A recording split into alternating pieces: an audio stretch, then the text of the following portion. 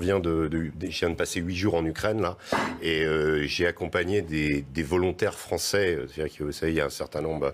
Il y a eu un appel au début du président Zelensky qui a demandé à des volontaires internationaux qui souhaitaient, qui avaient des expériences de combat.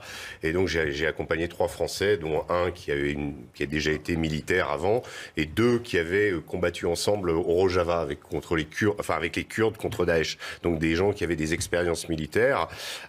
J'ai passé plusieurs jours avec eux et j'ai eu la surprise, et eux aussi, de découvrir in fine que pour pouvoir aller dans l'armée ukrainienne, eh bien, c'est les Américains qui sont à la manœuvre. C'est-à-dire que nous, on a failli se faire arrêter. On a été confronté à un Américain qui est venu nous dire « Ici, c'est moi qui commande ». C'est pas les Ukrainiens qui commandent, c'est moi qui commande. Je parle de la formation et de l'enrôlement dans l'armée ukrainienne de volontaires internationaux. Voilà. Le type m'a même donné son nom. C'est un ancien de la guerre d'Irak. J'ai fait mes vérifications. C'est un reportage qu'on peut retrouver dans le Figaro Magazine de cette semaine. J'ai été extrêmement surpris de la violence des propos de cet Américain, du fait qu'il nous a pris pour des volontaires au début. Quand il a vu qu'on était des journalistes, il nous a dit de dégager. Après, il était un peu plus... mais en l'occurrence, c'est moi qui commande. Vous enlevez les puces de vos portables, surtout les puces internationaux. On vous donnera d'autres puces, etc. Et ensuite, on signe un contrat jusqu'à la fin de la guerre. Voilà Attendez, il stipule quoi ce contrat ? Il stipule que vous combattez jusqu'à la fin de la guerre dans l'armée ukrainienne.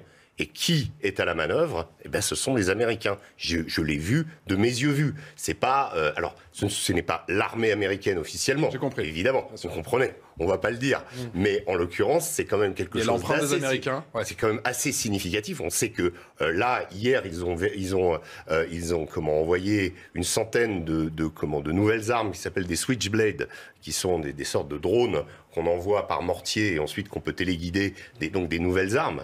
Officiellement, ils l'ont fait et ils vont le faire. Donc, ils ont quand même opéré par rapport à ce que dit Karim, c'est quand même la vérité.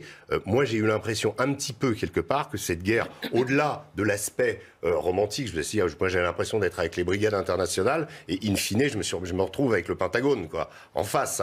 Donc, cette guerre, c'est quand même une guerre russo-américaine, c'est quand même ça, le fond du problème, et les Européens et tout le monde autour, c'est un peu à la marge. Voilà. 17h